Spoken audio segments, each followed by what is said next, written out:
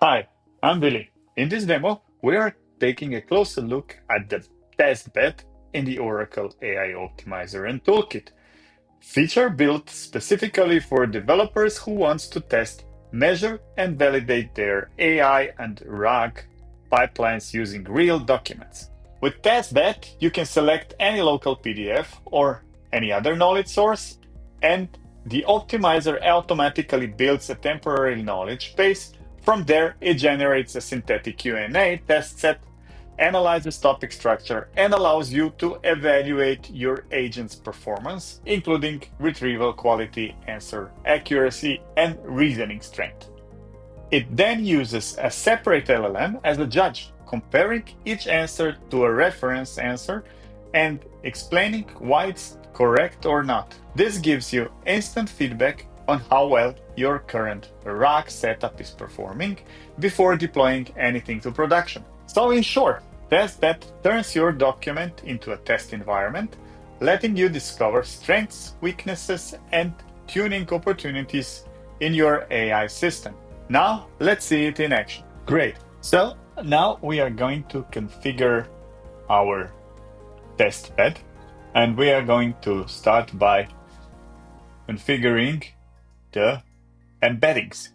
We're going to embeddings, and we are going to create a new vector store by using one of configured embedding models. I'm going to use MXBIA embed large model. I'm going to leave the chunk size and tokens and chunk size overlay by default. The distance metrics and index type, we're going to leave like it is. We are going to use the document from OCI, from the bucket in OCI, and I'm going to use MS data theme bucket, test bucket, which I configured just for this occasion.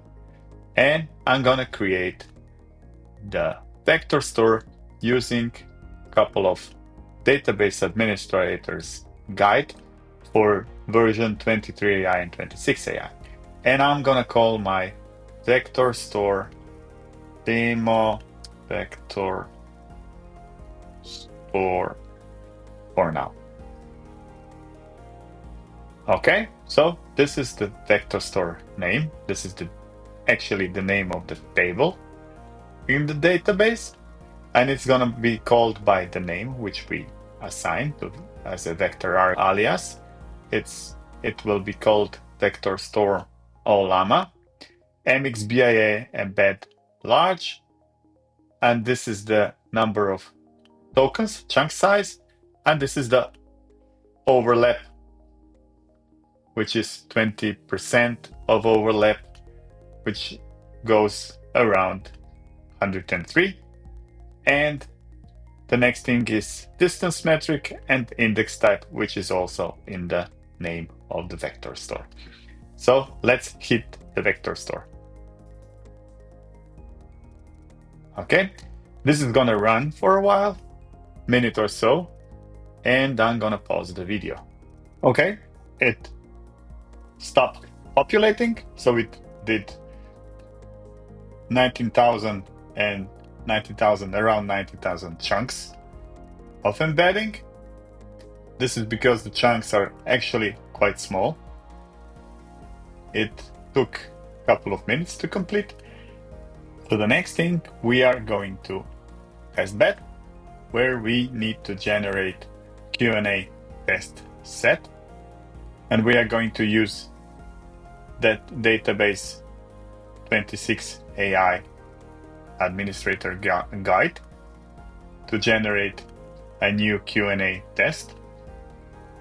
And we are going to use large language model, local large language model, GPT-OSS 20B, and MXBIA embedding large model.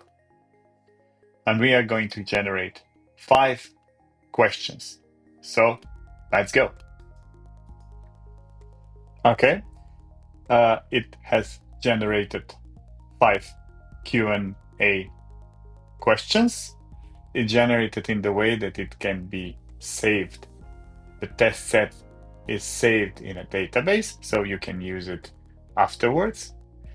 And it shows you what questions generate and what was the content of the answers.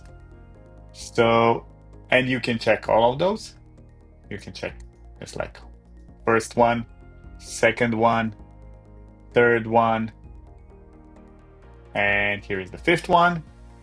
And now when we have this put together on where we generated the test set, we can use external LLM to be judged. And we are going to do that in a way that we are going to select the correct vector store, which then selects the correct model and it selects the correct settings for that model. Okay, so now we can do is we can even set the settings of our LLM judge model, and we can do the temperature. Higher the temperature is, results are more creative. You can set the length of the answer, so maximum output tokens. You can also set to limit the choice of the words, meaning that it's gonna select more similar words for the answer. And here is the opposite thing. Here is the frequency penalty, which means if it uses the same words more oftenly, the system or the LLM is gonna be penalized. And the last thing that we can set is to presence penalty, meaning that by setting these settings, you can introduce the new topics or ideas in the response. So let's just try how it goes. So let's just hit start evaluation and see how it goes. Okay, it generated the evaluation report and it looks actually quite good. It had overall correctness score of 60%. And it shows you what areas or what parts of the answers Q&A was correct. And then it shows what was wrong with the answers. You can check the reference context, reference answer, and the agent answer, and correctness reason or incorrectness reason in this case. And at the end, we have a full report.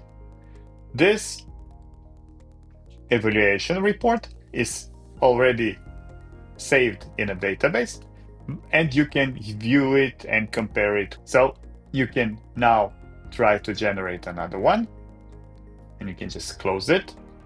You can try to evaluate another one. And let's say we are going to change the temperature to 120 or 1.2. And what's this going to do? It's gonna have more creative responses, and maybe the results and the answers and the questions in a Q&A test set will be more tolerated and we will get higher results. So let's start.